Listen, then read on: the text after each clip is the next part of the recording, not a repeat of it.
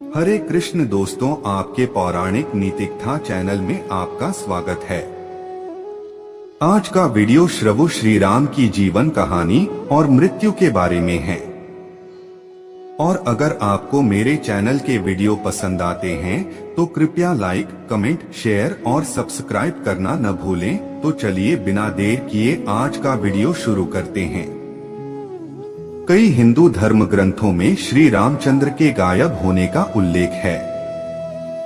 कई लोगों के मन में यह सवाल उठता है कि श्री राम की मृत्यु कैसे हुई।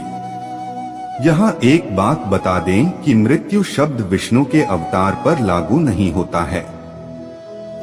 विष्णु के सभी अवतार धर्म की स्थापना के लिए प्रकट होते हैं, फिर अपने निर्धारित कार्यों को पूरा करने के बाद वैकुंठ लौट जाते हैं।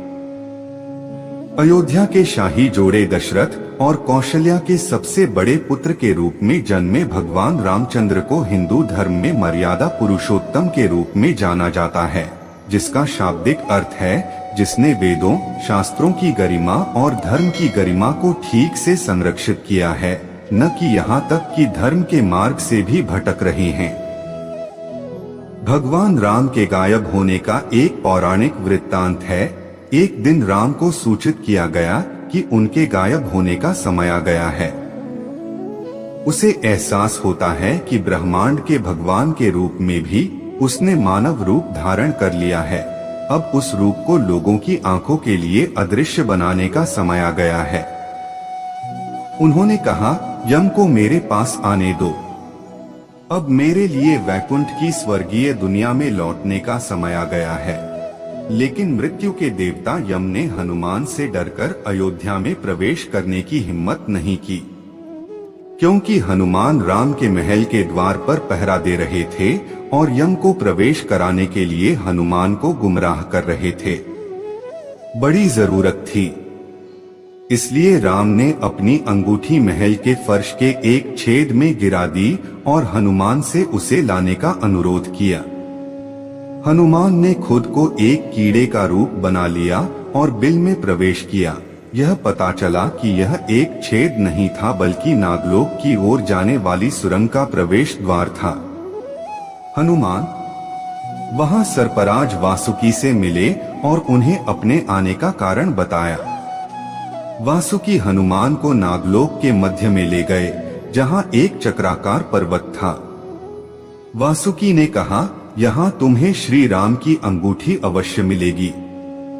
हनुमान को आश्चर्य हुआ कि वह यह कैसे करेंगे, जो भूसे के ढेर में सुई ढूंढने जितना असंभव था। उन्होंने जो पहली अंगूठी उठाई वह राम की अंगूठी थी। तब उसने आश्चर्य से देखा कि जो दूसरी अंगूठी उसने उठाई थी वह भी उसके मालिक की अंगूठी थी। वास्तव में वलय पर्वत को बनाने वाले सभी वलय एक जैसे दिखते थे। उसने आश्चर्यचकित होकर कहा, इसका क्या मतलब है?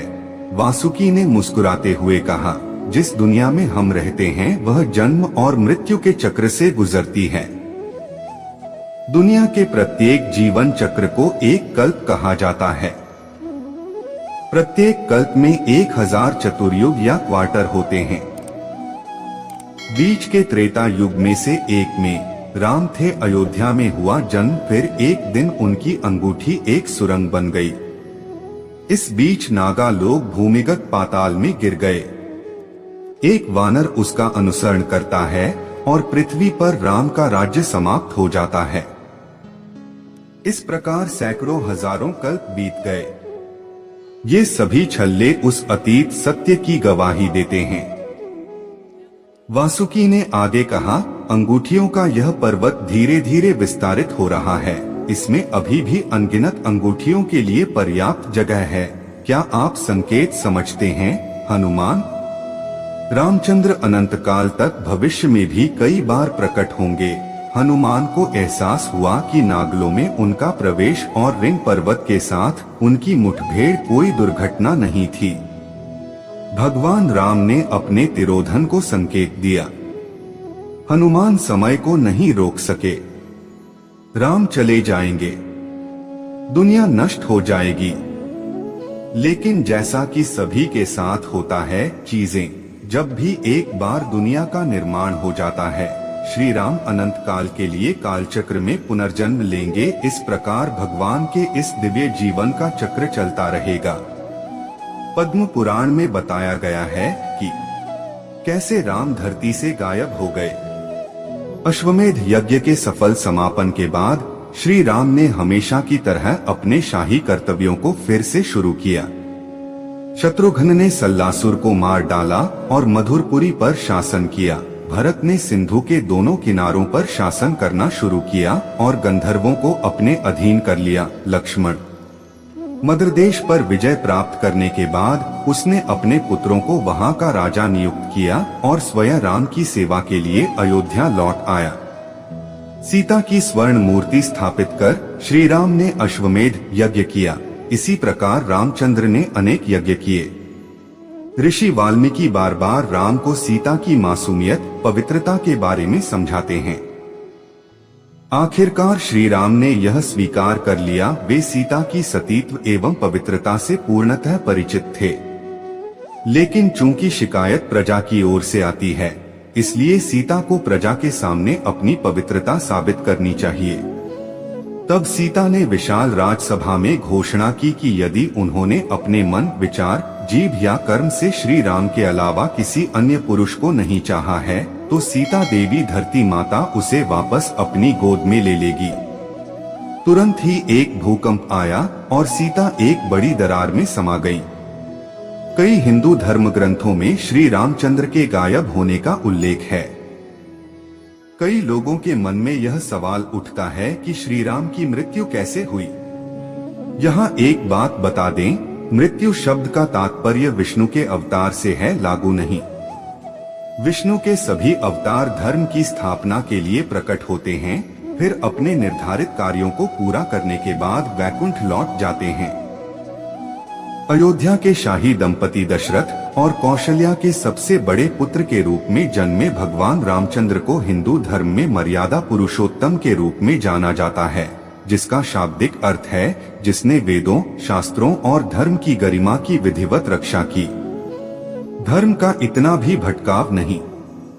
भगवान राम के गायब होने का एक पौराणिक वृत्तांत है। एक दिन राम को सूचित किया गया कि उनके गायब होने का समय आ गया है।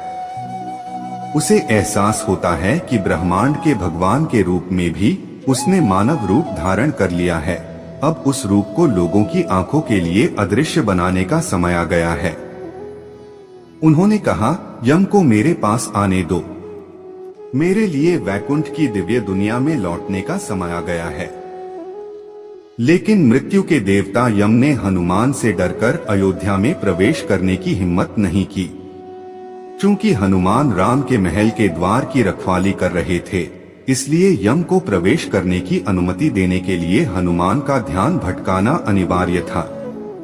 इसलिए राम ने अपनी अंगूठी महल के फर्श के एक छेद में गिरा दी और हनुमान से उसे लाने का अनुरोध किया।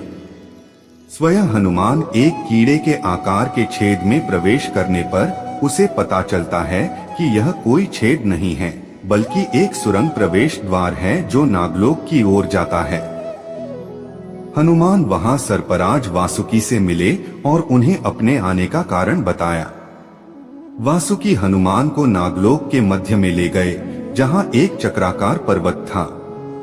वासुकी उन्होंने कहा, यहाँ आपको निश्चित रूप से श्री राम की अंगूठी मिलेगी। हनुमान को आश्चर्य हुआ कि वह यह कैसे करेंगे, जो भूसे के ढेर में सुई ढूंढने जैसा असंभव था। उन्होंने जो पहली अंगूठी उठाई वह राम की अंगूठी थी।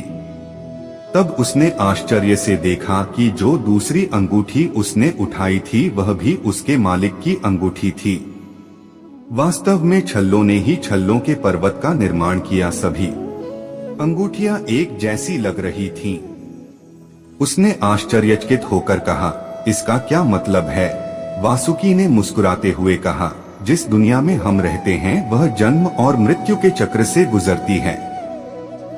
दुनिया के प्रत्येक जीवन चक्र को एक कल्प कहा जाता है। प्रत्येक कल्प में 1000 चतुर्युग या क्वार्टर होते हैं। बीच के त्रेता युग में से एक में राम थे, उनका जन्म अयोध्या में हुआ था। फिर एक दिन उनकी अंगूठी नागाओं के बीच एक सुरंग बन गई, पाताल पाताल में गिर जाता है।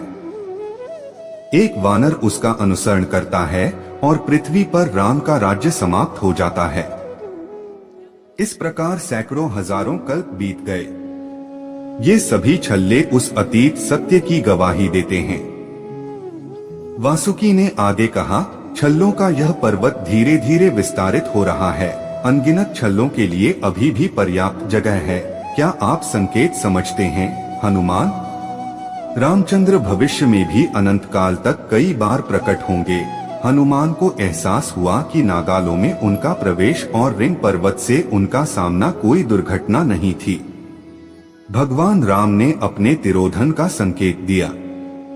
हनुमान समय को नहीं रोक सके। राम चले जाएंगे, दुनिया चली जाएगी, प्रलयित हो जाओ। लेकिन सभी किसी भी चीज की तरह जब भी दुनिया बनाई जाती है, श्री राम का पुनर्जन्म होगा। भगवान के दिव्य जीवन का यह चक्र कालचक्र की तरह अनंत काल तक चलता रहेगा। पद्म पुराण में बताया गया है कि राम पृथ्वी से कैसे गायब हुए। अश्वमेध यज्ञ के सफल समापन के बाद श्री राम ने हमेशा की तरह अपने शाही कर्तव्यों को फिर से शुरू किया। शत्रुघ्न ने सल्लासुर को मार डाला और मधुरपुरी पर शासन किया। भरत सिंधु नदी के दोनों तटों पर शासन करने लगे किया और गंधर्वों को अपने अधीन कर लिया। लक्ष्मण ने मद्रदेश पर विजय प्राप्त की और अपने पुत्रों को वहां राजा के रूप में स्थापित किया और वह स्वयं राम की सेवा करने के लिए अयोध्या लौट आए। सीता की स्वर्ण मूर्ति स्थापित कर श्री राम ने अश्वमेध यज्ञ किया। इसी प्रकार रामचंद्र ने अनेक यज्ञ किए। ऋषि वाल्मीकि बार बार राम को सीता की मासूमियत, पवित्रता के बारे में समझाते हैं। रहना श्री राम अंततः स्वीकार करते हैं कि वे वास्तव में सीता की पवित्रता और पवित्रता से पूरी तरह परिचित थे। लेकिन चूंकि प्रजा की ओर से शिकायत आई थी, इसलिए सीता को प्रजा के सामने अपनी पवित्रता साबित करनी होगी। तब सीता ने बड़ी राजसभा में घोषणा की कि यदि उन्होंने अपने मन, विचार, जीभ या कर्म से श्री राम के अलावा किसी अन्य पुरुष को नहीं चाहा है, सीता की माता धरती उसे छाती से लगाकर मार डालेगी। जाना तुरंत ही एक भूकंप आया और सीता एक बड़ी दरार में समा गई। देवी भूमि स्वयं सीता को रसातल में ले गई और सीता भगवान विष्णु के वाहन गरुड़ पर स्वर्ण सिंहासन पर चढ़कर विष्णु के साथ चली गई। सीता के गायब होने के बाद श्री राम ने 11,000 वर्षों तक राज्य किया। इस प्रकार पृथ्वी पर श्री राम का पूर्व निर्धारित समय समाप्त हो गया। एक दिन काल पुरुष, समय के नियंत्रक देवता, एक बूढ़े तपस्वी के भेष में अयोध्या में श्री राम से मिलने आए और उन्हें बताया कि वह गुप्त रूप से ब्रह्मा से एक महत्वपूर्ण संदेश लाए थे। वह श्री राम को श्री राम के उद्देश्यों की याद दिलाने के लिए प्रकट हुए थे। पृथ्वी पर अवतरण पूरा हो चुका था और उनके वैकुंठ लौटने का समय आ गया था। जब वह श्री राम से बात कर रहे हों तो कोई भी उनके कमरे में प्रवेश नहीं कर सकता। श्री राम ने लक्ष्मण को बुलाया और उन्हें निर्देश दिया कि जब वे तपस्वी से बात कर रहे हों तो किसी को भी अंदर न आने दें। जो कोई भी उसके आदेश की अवज्ञा करके प्रवेश करता था उसे मृत्यु दंड दिया जाता था। लक्ष्मण ने स्वयं द्वार पहर की कमान संभाली और रामचंद्र से कहा, कोई विघ्न न डाले। तपस्वी ने राम को सूचित किया कि राम ने रावण, कुंभकर्ण और अन्य राक्षसों की मृत्यु के बाद 11,000 वर्षों तक शासन किया। अब राम की दुनिया छोड़ो और वैकुंठ लौट जाओ। यह जाने का समय है। जब यह गुप्त वार्तालाप चल रहा था तभी महर्षि दुर्वासा अचानक आए और श्री राम से मिलना चाहा, लेकिन लक्ष्मण ने दुर्वासा के प्रस्ताव को यह कहते हुए अस्वीकार कर दिया कि ब्रह्मा का एक प्रतिनिधि एक महत्वपूर्ण बातचीत कर रहा है, इसलिए मुनि श्री राम से नहीं मिल सकते। दुर्वासा क्रोधित हो गए और उन्होंने लक्ष्मण को अंदर प्रवेश न करने देने पर गंभीर श्राप देने की धमकी दी। जल्द ही लक्ष्मण को एहसास हुआ कि यह विशेष स्थिति और कुछ नहीं बल्कि काल पुरुष द्वारा रचा गया एक नाटक था जो उन्हें दुनिया से गायब होने का संकेत दे रहा था। वह काल पुरुष की इच्छाओं को सहजता से पूरा करते हैं। लक्ष्मण आदि अनंत नागस्वरूप हजारों वेश धारण करके सरयू नदी में प्रविष्ट हो गए। पुराने तपस्वरूपी काल पुरुष के साथ मुलाकात के बाद राम को एहसास हुआ कि लक्ष्मण दुनिया छोड़ चुके हैं, अब उनके लिए भी अपना अवतार समाप्त करने का समय आ गया है। उन्होंने कुशावती राज्य में कुश और धारावती में लाबा की स्थापना की। ऐसी ही एक कहानी वाल्मीकि रामायण के उत्तरकांड में मिलती है, जहां काल पुरुष ने ब्रह्मा का संदेश रामचंद्र को देते हुए कहा, हे वीर, मैं तुम्हारा पुत्र हूँ। सृष्टि के आरंभ में आपने अपनी माया से मुझे उत्पन्न किया। मैं सबका नाश करने वाला काल हूँ। कई हिंदू धर्म ग्रंथों में श्री रामचंद्र के गायब होने का उल्लेख है।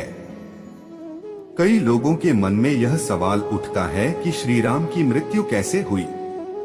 यहाँ एक है, वैसे मृत्यु शब्द विष्णु के अवतारों पर लागू नहीं होता है।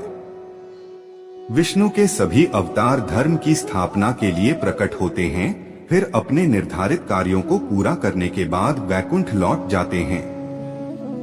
अयोध्या के शाही जोड़े दशरथ और कौशल्या के सबसे बड़े पुत्र के रूप में जन्मे भगवान रामचंद्र को हिंदू धर्म में मर्यादा पुरुषोत्तम के रूप में जाना जाता है, जिसका शाब्दिक अर्थ है जिसने वेदों, शास्त्रों की गरिमा और धर्म की गरिमा को ठीक से संरक्षित किया है, न कि यहाँ तक कि धर्म के मार्ग से भी भटक रहे हैं।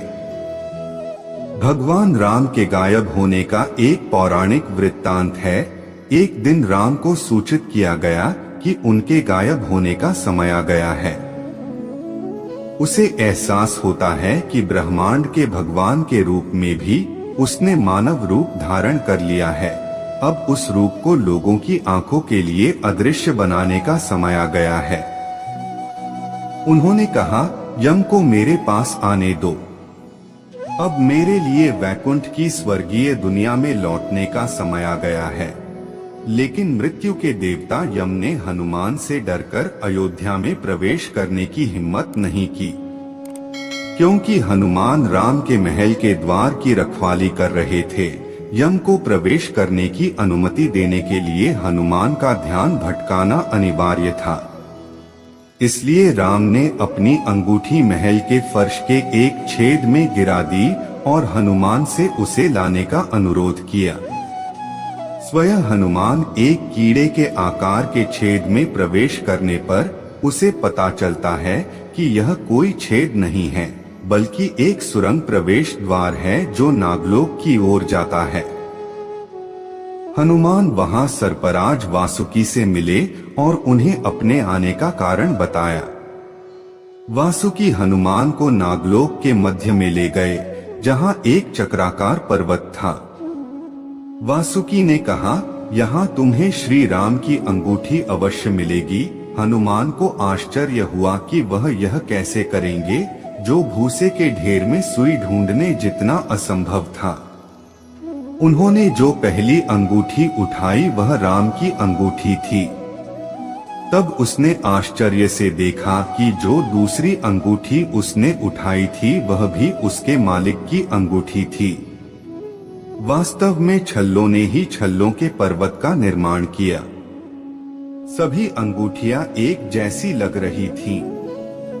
आश्चर्यचकित होकर उन्होंने पूछा, इसका क्या मतलब है?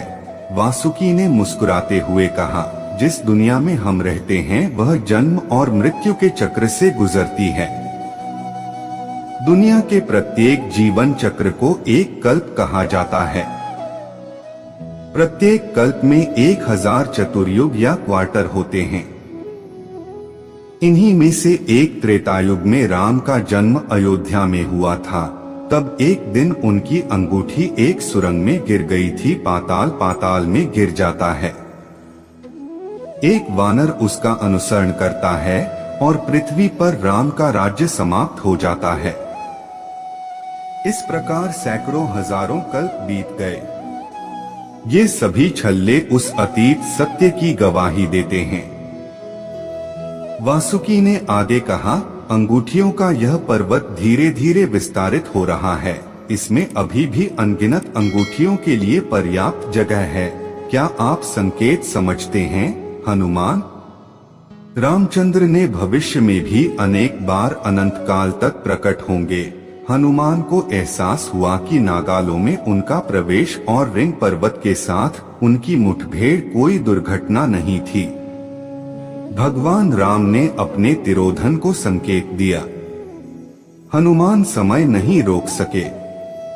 राम चले जाएंगे, दुनिया जलमग्न हो जाएगी। लेकिन सभी चीजों की तरह जब भी संसार की रचना होगी, श्री राम अनंत काल तक पुनर्जन्म लेंगे। जैसे भगवान के इस दिव्य जीवन का चक्र चलता रहेगा। पद्म पुराणों में इस बात का जिक्र है कि राम कैसे धरती से गायब हो गए। अश्वमेध यज्ञ के सफल समापन के बाद श्री राम ने हमेशा की तरह अपने शाही कर्तव्यों को फिर से शुरू किया। शत्रुघ्न ने सल्लासुर को मार डाला और मधुरपुरी पर शासन किया।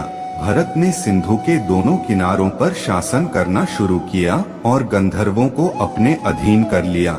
लक्ष्मण मद्रदेश पर विजय प्राप्त करने के बाद उसने अपने पुत्रों को वहां का राजा नियुक्त किया और स्वयं राम की सेवा के लिए अयोध्या लौट आया। सीता की स्वर्ण मूर्ति स्थापित कर श्री राम ने अश्वमेध यज्ञ किया। इसी प्रकार रामचंद्र ने अनेक यज्ञ किए। ऋषि वाल्मीकि बार बार राम को सीता की मासूमियत, पवित्रता के बारे में समझाते हैं। श्री राम अंततः स्वीकार करते हैं कि वे वास्तव में सीता की पवित्रता और पवित्रता से पूरी तरह परिचित थे। लेकिन चूंकि शिकायत प्रजा की ओर से आती है, इसलिए सीता को प्रजा के सामने अपनी पवित्रता साबित करनी चाहिए। सीता ने तब विशाल राजसभा में घोषणा की कि यदि उन्होंने अपने मन, विचार, जीभ या कर्म से श्री राम के अलावा किसी अन्य पुरुष को नहीं चाहा है, तो सीता देवी की धरती माता उन्हें वापस अपनी गोद में ले लेंगी। जाना तुरंत ही एक भूकंप आया और सीता एक बड़ी दरार में समा गई।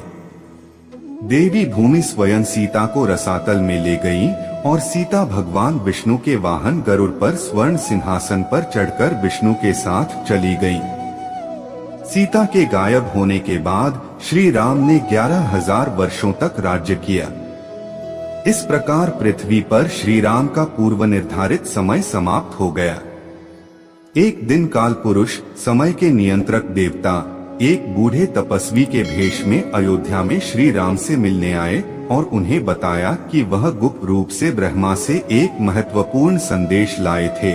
वह श्री राम को श्री राम के उद्देश्यों की याद दिलाने के लिए प्रकट हुए थे। पृथ्वी पर उपस्थिति पूर्ण थी हो गया और अपने वैकुंठ वापस जाने का समय आ गया। जब वह श्री राम से बात कर रहे हों, तो कोई भी उनके कमरे में प्रवेश नहीं कर सकता। श्री राम ने लक्ष्मण को बुलाया और उन्हें निर्देश दिया कि जब वे तपस्वी से बात कर रहे हों, तो किसी को भी अंदर न आने दें। जो कोई भी उसके आदेश की अवज्ञा करके प्रवेश करता था, उसे मृत्यु दंड दिया जाता था। द्वार पहरा का भार स्वयं लक्ष्मण ने उठाया। रामचंद्र कहते हैं, कोई परेशान नहीं करेगा। तपस्वी ने राम को सूचित किया कि राम ने रावण, कुंभकर्ण और अन्य राक्षसों की मृत्यु के बाद 11,000 वर्षों तक शासन किया। अब राम के दुनिया छोड़ने और वैकुंठ लौटने का समय आ गया है। जब यह गुप्त वार्तालाप चल ही रहा था, तभी अचानक महर्षि दुर्वासा आए और श्री राम से मिलना चाहा, लेकिन लक्ष्मण ने ब्रह्मा की बात कहकर दुर्वासा की बात को अस्वीकार कर दिया। एक प्रतिनिधि एक महत्वपूर्ण बातचीत कर रहा है, इसलिए मुनि श्री राम से मिलने नहीं जा सकते। दुर्वासा क्रोधित हो गए और उन्होंने लक्ष्मण को अंदर प्रवेश न करने देने पर गंभीर श्राप देने की धमकी दी। जल्द ही लक्ष्मण को एहसास हुआ कि यह विशेष स्थिति और कुछ नहीं बल्कि कालपुरुष द्वारा रचा गया एक नाटक था, जो उन्हें दुनिया से गायब होने का संकेत दे रहा था। वह मनुष्य की इच्छा है, आसानी से पूरा हो गया। लक्ष्मण आदि अनंतनाग स्वरूप हजारों वेश धारण करके सरयू नदी में प्रविष्ट हो गए। वृद्ध तपस्वरूपी कालपुरुष से मिलने के बाद राम को एहसास हुआ कि लक्ष्मण दुनिया छोड़ चुके हैं, उनके लिए भी अपने अवतार करियर को समाप्त करने का समय आ गया है। उन्होंने कुशावती राज्य में कुश और धारावती में लाबा की स्थापना की। ऐसी ही एक कहानी वाल्मीकि रामायण के उत्तरकांड में बताई गई है। ऐसा पाया जाता है जहां कालपुरुष ने ब्रह्मा का संदेश रामचंद्र को देते हुए कहा, हे वीर, मैं तुम्हारा पुत्र हूँ। सृष्टि के आरंभ में आपने अपनी माया से मुझे उत्पन्न किया। मैं सबका नाश करने वाला काल हूँ। सभी प्राणियों के पिता ब्रह्मा कहते हैं। आपने त्रिलोक की रक्षा करने का वचन दिया है। पहले तुम अपनी माया में समस्त प्राणियों को मारकर सोए हुए थे, तो फिर आप बहुत बड़े हैं। साकार नागराज जलशय ने अनंत देव की रचना की। फिर आप मधु और कैतव नामक दो शक्तिशाली राक्षसों की रचना करें। उस समय उन दोनों राक्षसों की चर्बी अनेक पर्वतों वाले इस संसार में दूर दूर तक फैली हुई थी, इसलिए उस संसार का नाम मदीना पड़ा। आपने मुझे अपने नाभि कमल में उत्पन्न करके स्वर्गीय तेजस्वी होकर ब्रह्मांड की रचना में लगा दिया है। मैंने जिम्मेदारी के साथ जानवरों को बनाया, मैंने किया, लेकिन उन्हें बचाने का कोई अन्य रास्ता नहीं मिलने पर मैंने ब्रह्मांड के भगवान की पूजा की और कहा, हे भगवान, प्राणियों को बचाएं, क्योंकि आप मेरे पिता और शक्ति के दाता हैं। आप अजय हैं। तब आपने प्राणियों की रक्षा के लिए विष्णु रूप धारण किया। आप अदिति के पराक्रमी पुत्र के रूप में प्रकट होकर अपने भाइयों के आनंद में वृद्धि करते हैं किया। जब भी देवता खतरे में थे, आपने उनकी रक्षा की। हे ब्रह्मांड के स्वामी, यही कारण है कि आपने जीवित प्राणियों की पीड़ा को देखकर दशग्रीव का वध करने के लिए पृथ्वी पर जन्म लिया। और उस समय आपने 11,000 वर्ष तक मृत्युलोक में रहने की प्रतिज्ञा की थी। तुमने अपनी इच्छाओं की पूर्ति के लिए मानव रूप धारण किया है। अब वह अवधि पूरी हो गई है और यह आपको सूचित करने का सही समय है। हे राजा, यदि आप कुछ समय तक प्रजा पर शासन करना चाहते हैं, तो आप इस मृत्युलोक में प्रतीक्षा कर सकते हैं। और यदि आप देवताओं को नियंत्रित करना चाहते हैं, तो आप फिर से अपने विष्णु के रूप में देवताओं पर हावी हो जाएं, उन्हें उनकी चिंताओं से मुक्त कर दें। श्री राम के संकेत पर विभीषण, सुग्रीव, जाम्बवान, हनुमान, नील, नल, सुषेण और निषाद राजगुहक उनके पास आए। शत्रुघ्न ने अयोध्या में अपने पुत्रों का राज्याभिषेक किया। अयोध्या के लोगों ने श्री राम से कहा कि वे राम की अनुपस्थिति में एक क्षण भी पृथ्वी पर नहीं रहना चाहते। राम ने विभीषण को लंबे समय तक लंका पर शासन करने का आदेश दिया। श्री रामचंद्र हनुमान श्री राम को महात्मा ने संसार को महानता का उपदेश देने के लिए अमरता का वरदान दिया। श्री राम स्वेच्छा से प्रजा सहित पवित्र सरयू नदी की ओर चले गए। भरत, शत्रुघ्न, अयोध्या की सारी प्रजा और उनकी पत्नियां, मंत्री, सेवक, वैदिक ब्राह्मण, पशु, पक्षी, अन्य सभी प्राणी श्री राम के साथी बन गए और उन्होंने कभी पीछे मुड़कर नहीं देखा। तब श्री राम अपनी प्रजा के साथ नदी में उतरे और गहराई में चले गए।